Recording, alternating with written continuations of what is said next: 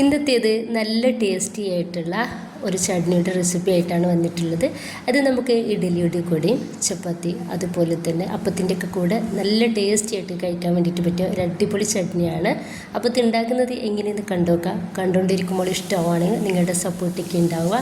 വളരെ കുറഞ്ഞ ചേരുവയിലാണ് നമ്മളിത് ഉണ്ടാക്കിയെടുക്കുന്നത്. നമ്മുടെ കയ്യിൽ എപ്പോഴുമുള്ള ചേരുവ വെച്ചിട്ട് അപ്പോൾ ഇത് ഉണ്ടാക്കുന്നത് എങ്ങനെ കണ്ടുനോക്കാം. ഇതിലേക്ക് പോവുക. ചൂടായിട്ടുള്ള പാനിലേക്ക് ഒരു 2.5 ടേബിൾ സ്പൂണോളം വെളിച്ചെണ്ണ ഒഴിച്ച് കൊടുക്കുന്നുണ്ട്. ഇതിലോട്ട് 1 ടീസ്പൂൺ കടുക് ഇട്ട് കൊടുക്കുക.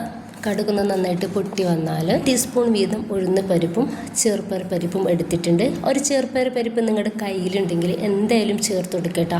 ഇത് കഴിക്കുന്ന സമയത്ത് നല്ല ടേസ്റ്റ് ആയിരിക്കും നമുക്കിത്.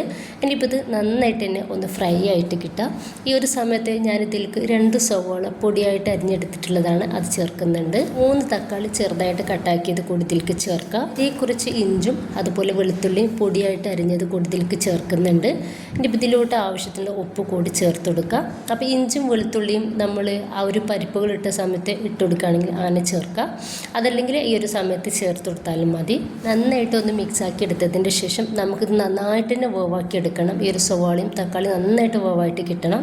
1/4 ഭാഗത്തോളം വേവായാൽ 1/2 ടീസ്പൂൺ മഞ്ഞൾപ്പൊടിയും 1 ടേബിൾ സ്പൂൺ കാശ്മീരി മുളക് പൊടിയും അതുപോലെ തന്നെ ഞാൻ സാമ്പാർ പൊടിയാണ് എടുത്തിട്ടുള്ളത് കേട്ടോ. ഒരു 2 ടേബിൾ സ്പൂണോളം സാമ്പാർ പൊടിയും ഇതിലേക്ക് ചേർക്കുന്നുണ്ട്.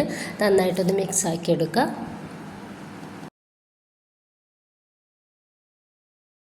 ശേഷം 1.5 കപ്പ് വെള്ളമാണ് ഞാനിതിലേക്ക് ചേർക്കുന്നത്.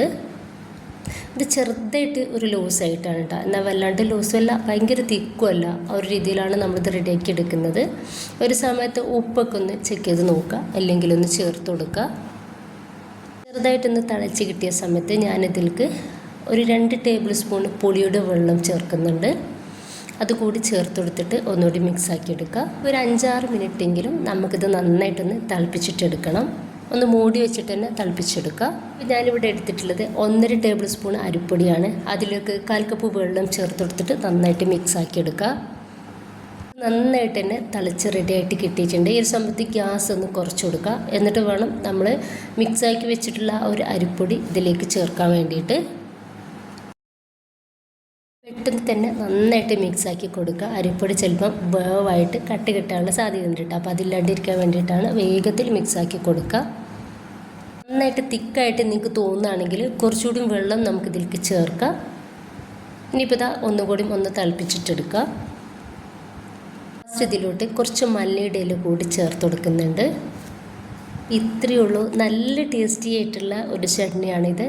അപ്പോൾ ഇതെല്ലാത്തിൻ്റെയും കൂടെ അടിപൊളി കോമ്പിനേഷനാണ്.